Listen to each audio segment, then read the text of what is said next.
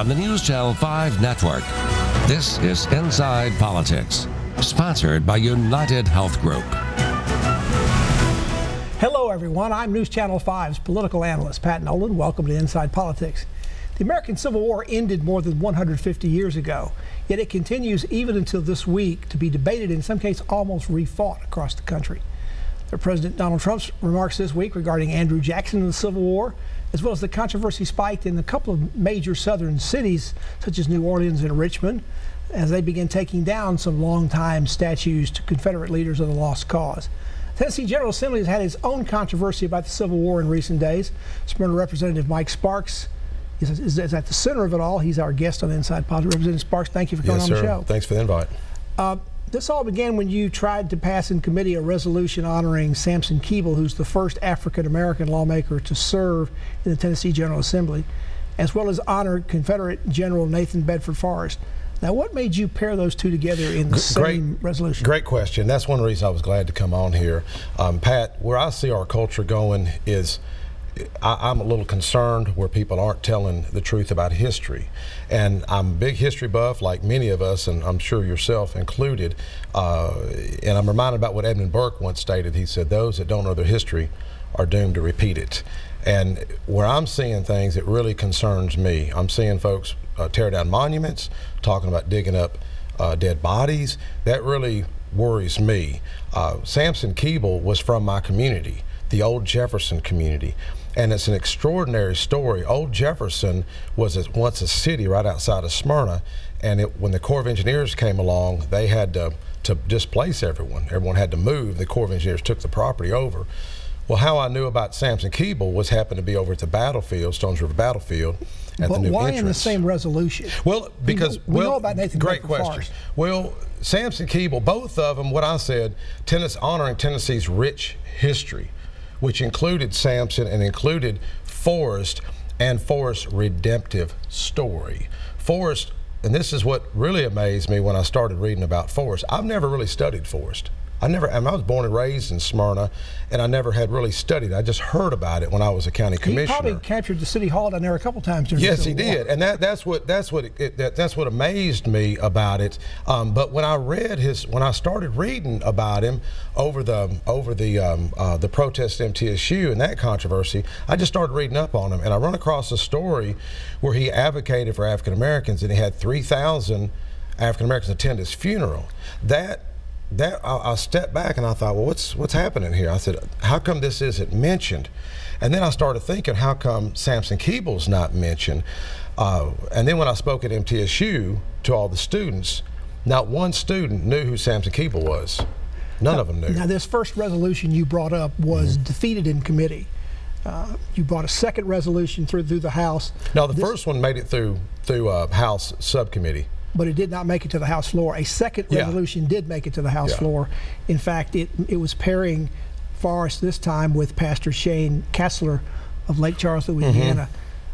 Do you have a relationship with this particular pastor? No, why pair those two together? Well, I think when I read his story of redemption, when I read Forrest's story of redemption, where he started advocating for African Americans, I thought it was extraordinary. Now, a lot of folks don't like to discuss a lot of these issues because it gets very controversial, as you see. And this story shouldn't be controversial because it's the truth of history. It shouldn't be controversial, but I'm reminded of what was it George Orwell?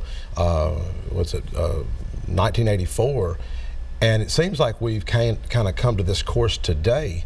And I think journalists like yourself, Pat, should be concerned, because all I did with this resolution, and here's the resolution, this resolution simply honors a pastor, and here it is right here. If you could read, just read what that says. Materials and recognitions for Shane E. Kessler. This is me giving when he was on that committee. Okay. Yes. But it doesn't mention Nathan Bedford Forrest. Don't mention Forrest. Yes, but sir. It's in there, and that's what angered so many members of the Black Caucus. They didn't realize that was part of the resolution.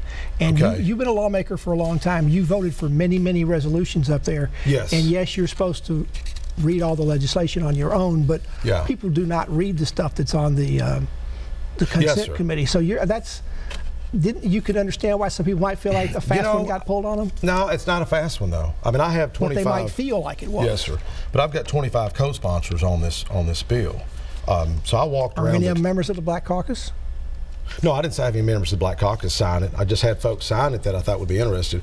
But here's a consent counter just to show you. I mean, if we went through here and debated all 27 today. That's why it's put on the consent calendar. Yes, sir. But did you let any members of the Black Caucus who were upset about your first resolution know that a lot of the same language about Forrest was in the second one? Yeah, I had G.A. Hardaway on the radio with me back home talking about Samson Keeble and talking about Forrest. Folks who go to WGNSradio.com and listen to the interaction. So when folks act like I hoodwinked somebody, I mean, it's very disappointing, especially the things I've been talking about the past. I mean, I've talked about this on the floor openly, and I'm concerned where I see statues and monuments being destroyed. I'm afraid it's going to come up here to Tennessee. And we just talked off air about Sam Davis home. There's a Sam Davis monument. Is that going to be next? I dare say in 2 to 5 years, the path that we're on, it's going to happen. And that's my community. Both these figures, especially Samson Keeble, he was from my area. It's not taught in Black History Month. It's not taught in Tennessee history, because I've taken Tennessee history. I didn't know about it in school. And I was born in Smyrna. This guy was born just 2 miles from where I was born. There is some strange irony with Keeble. But in terms of Samson Keeble, you didn't bring. Are you bringing a separate resolution back for him? Well, I am next year. Yes, I did. I met with the Black Caucus. On these 2 resolutions, and I separated Samson from Forrest out of respect for them, and I run it on Samson. And this is the irony. This is what I want your viewers to know. They turned down Samson Keeble. Why would they turn down Samson Keeble? Well, they're in the same bill. No, it's separate. No, it's separate. Totally separate. It was a new bill, which is an amendment that rewrote that whole bill. It's just honoring Samson Keeble. Why would somebody be afraid of Samson Keeble? Let's take a break. We're talking to Representative Mike Sparks of the Smyrna area about a controversy going on up on Capitol Hill about the Civil War. I'd like to continue our conversation after this break. This is a Storm 5 HD weather update. Sign up for Weather Call at NewsChannel5.com. It's been a cold, wet, windy day across Middle Tennessee and Kentucky, and unfortunately this rain is not scooting out of here very quickly. So expect persistent, stubborn showers as we head into the evening hours tonight and much cooler temperatures. You add the rain and the wind to the actual temperatures and it has felt quite fall-like. Makes you want a big bowl of soup. Here's a look at temperatures across the southeast right now and current conditions right here in Nashville. Overnight tonight, you guessed it, it's going to be another cold one, but not the coldest of the next 7. 44 degrees overnight tonight. That's where we will bottom out. Tomorrow, there will be some sunshine, but there's also an opportunity to see a brief passing shower or thunderstorm, especially for folks east of Interstate 65 during the afternoon hours tomorrow. Not going to last all day, but you may need to navigate a shower, a brief shower or thunderstorm. Top temperatures 70 on Saturday, 69 sunshine. If you want to shed the fat and sculpt your body to get that slim, sexy look of your dreams, then you need to stop working out. Say what? And start rocking out with Rockin' Body, the fun new body makeover system that was created by fitness expert and insanity creator Shaun T. Rockin' Body combines dance and fitness in a fun new way so you can achieve insane weight loss. I lost 30 pounds dancing. Now you can tone and tighten your abs, shrink and shape your hips and thighs, and lift and firm your booty, all while you're just dancing. I've lost 33 pounds. I feel sexy. And now, for a limited time, the complete $80 Rockin' Body system is 75% off. That's right, Rockin' Body is only $19.95. We'll even upgrade you to express shipping free. Get the complete Rockin' Body system for only $19.95. Call 1-800-307-0417 or order online at rockinbody.com. 1-800-307-0417. Call now. Colin Farrell from The Beguiled. It's a bit of a thriller, bit of a drama, bit of an hour and 40 minutes. Next, New Ellen. Colin has agreed to reveal something that he's never told anyone. So I was doing a sex scene. Plus, Fifth Harmony's Normani Corday. And these twisted sisters. I'm literally flying away. We can see who the dramatic sister is. Monday at 3 on News Channel 5. Welcome back to Inside Politics. Our guest today, State Representative Mike Sparks from the Smyrna area. Representative Sparks, have you mended or repaired your relationships with members of the Black Caucus? You told me off camera that you had been one who had stood up with them last year when there was an issue down in the Murfreesboro area regarding some children being arrested. Yes, I just you left. You have not damaged that relationship. Well, a couple of them were probably a little mad, and one came over to me the other day. He said, "I think it was just a mistake." And I said, "You're mad at me?" He says, "No, I'm not mad." I said, "Yeah, you are. You're mad."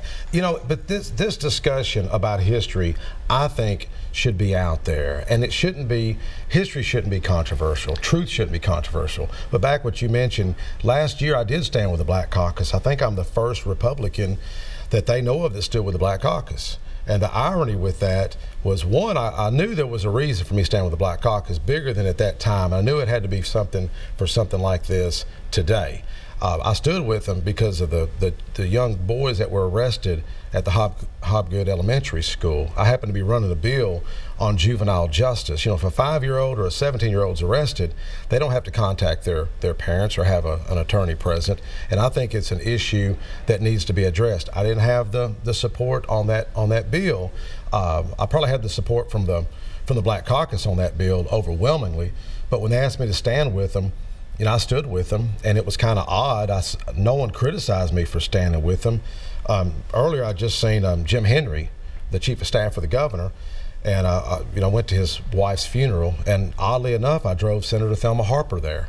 You know, it was kind of strange, and we stopped and ate at Cracker Barrel, and she's supposed to come eat at my mother-in-law's house. And you know, folks know Senator Harper, I call her a country girl, and my mother-in-law is a pretty good cook, so she's supposed to come over, and I said, "You want some real good cooking, you come to my mother-in-law." So she's supposed to come up to my mother-in-law's. But it is kind of strange, but this is what saddens me with the media today, Pat, is that, you know, they've really, in my opinion, created fake news. Well, what have you heard from your constituents? You have a fairly significant African-American and Hispanic population. I do. Yes, sir. I have almost 10,000. What's the reaction been? Well, I just left a prayer vigil just now, and they asked me to speak, and it was an African American pastor, Pastor Brenda Bryant, that put it together. And sadly, her church burned down 2 years ago, and Channel 5 covered it. And I helped her with a GoFundMe project, and also helped another African American church, Word of Life, that was literally locked out by the city over an easement dispute for 2 years. And Pat, the strange thing with this, and this is what I want your viewers to know, I had to beg a journalist to cover a black church that was locked out for 2 years. I wrote to NAACP. I never heard from him. I told Heidi Weinberg with ACLU, I said, "How come you didn't come to their defense?" They were locked out for 2 years. A white church, Giles Creek Baptist, Pat, built this church in Laverne. Sadly enough, they're out $56,000 in mortgage payments. I called the pastor from the House floor about 1.5 years ago or 2 years ago. I said, Pastor Wellington Johnson. I said, Pastor, where are you at? What's the latest on your church? He says, I think I'm gonna let it go. I said, you can't let your church go. That's where we're at today.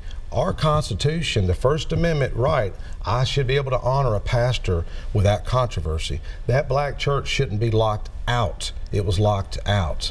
So all this gets down to the First Amendment, going back what I said, what George Orwell talked about. Seems to me almost every year, these last few years, the General Assembly has gotten into some controversy surrounding the Civil War. There's been the Nathan Bedford Forrest bust, there have been other things. Why is that? Well, this is the first controversy I've ever been involved in, you know. And you hope the last? Yes, sir. Well, it won't be the last. But, you know, the sad thing about it, I'm really closer with some of the members of the Black Caucus, oddly enough, and Representative Joe Towns, who I think the world of Joe. He sits in front of me. I think the world of Larry Miller, G.A. Hardaway, Antonio Parkinson, and they know I'm passionate about history. But about a month ago, we honored the Memphis Belle. You know, we made that the official aircraft for the state of Tennessee. Well, my dad flew 24 bombing raids in a B-17 over Germany, was shot down once, crash landed twice.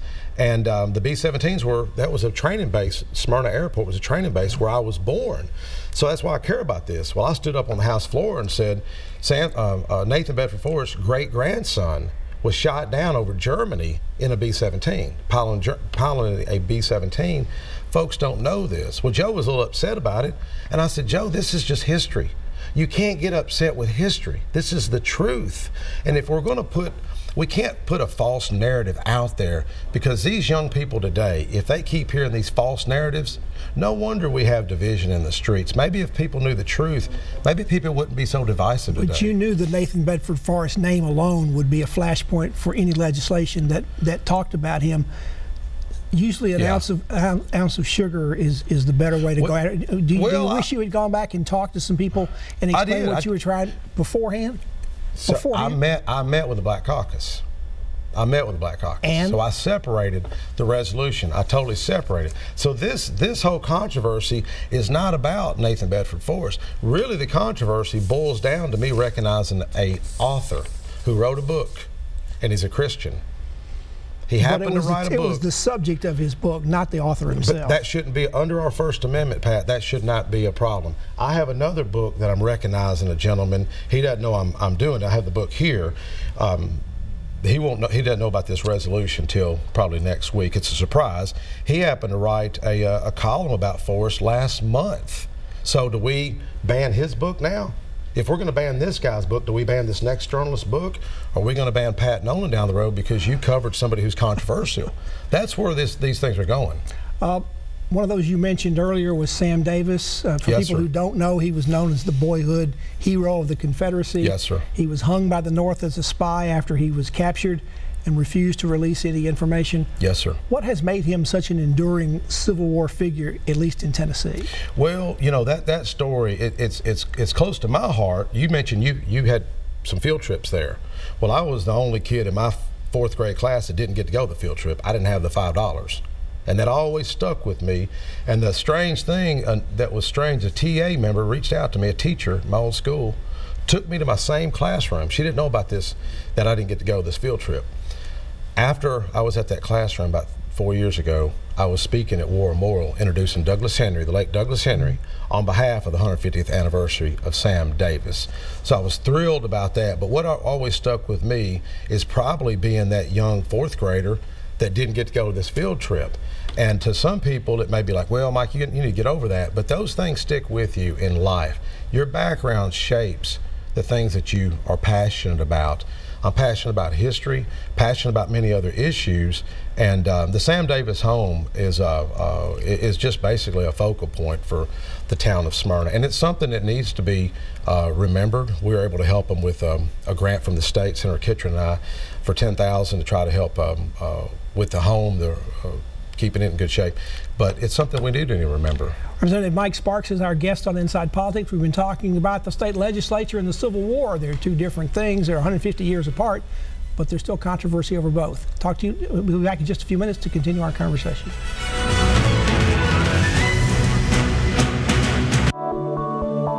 Whether a house is new or whether a house is 20 years old, we can go in and we can find debris in the lines. Mr. B's is about doing duct cleaning the best that we can do it and better than anybody else in the industry. That's what I personally stand behind and guarantee. We never make a claim that we're going to help your health. That's just something we don't do. But again, I personally believe that if I put you in a cleaner environment, it's got to have a positive impact on you. And we literally cut a hole into the main trunk line. That's the main artery, just like a tree trunk.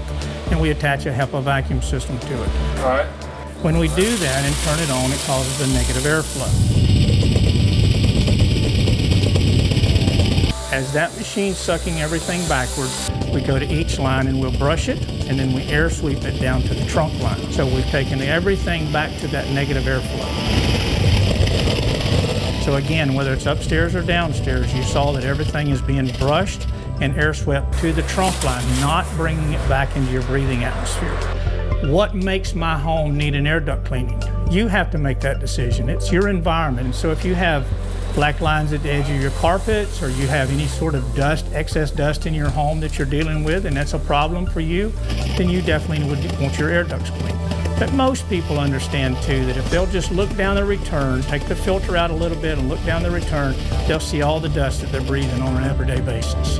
The way we do the cleaning, most residential homes will be good for 5 to 7 years. We do recommend that you have your system serviced by a licensed contractor and also use a good filter. We've been doing this for over 17 years now. We take pride in the fact that we have an A+ rating at the Better Business Bureau. Also the fact that we don't believe that anybody's going to out-clean us. And as I've said before, people can outprice me, but they're not going to out-clean me. There's only one way, and that's the right way, and that's what we do at Mr. B's Air Duct Cleaning. Every time I hear the alarm bell go off in school, I think it's an air raid. A lot of houses in our neighborhood have been destroyed. I like to close my ears and sing songs whenever the bombs come close. I'm worried our new neighbors won't like us. But I know it's all gonna be worth it. I just want my family to be safe. But these are not my words. These are not my words. These are not my words.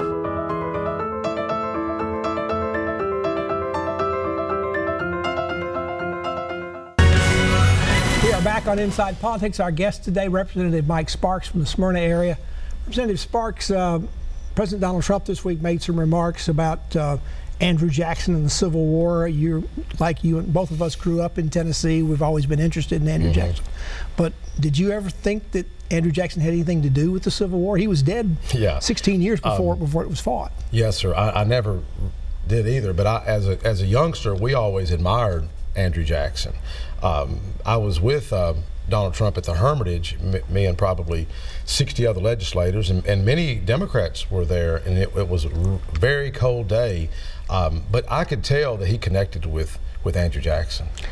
Do you think that perhaps President Trump was somehow confusing with the nullification crisis that Jackson won over John C. Calhoun, which was over trade in the 1830s, and somehow he got that confused with being involved, because that was about nullifying a federal act? Yes, he may have, but I can tell you, Pat, watching him speak in front of the Hermitage, in front of that front door, and he talked about Jackson, his Irish heritage, and I guess the big banks back then, you could tell that he connected with Jackson, no doubt. I noticed an interview about a month ago at the White House, and behind him was the same statue that we see up here at the state capitol of Andrew Jackson on top of the horse.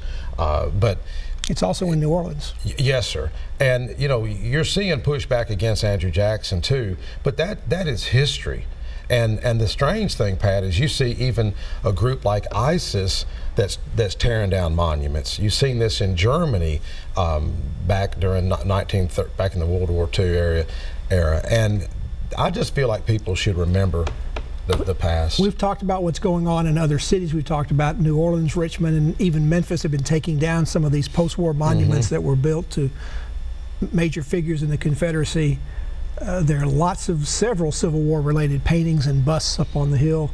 Should those continue to stay there? It would take a very long and controversial process to remove them, but should Tennessee have a debate about that? Well, I know we've had much of that debate. Steve McDaniels, Representative Steve McDaniels, has led much of that discussion. Senator Bill Ketchrin with the, I think it was Historical Act Preservation. I believe it was passed in 2016, if I'm not mistaken.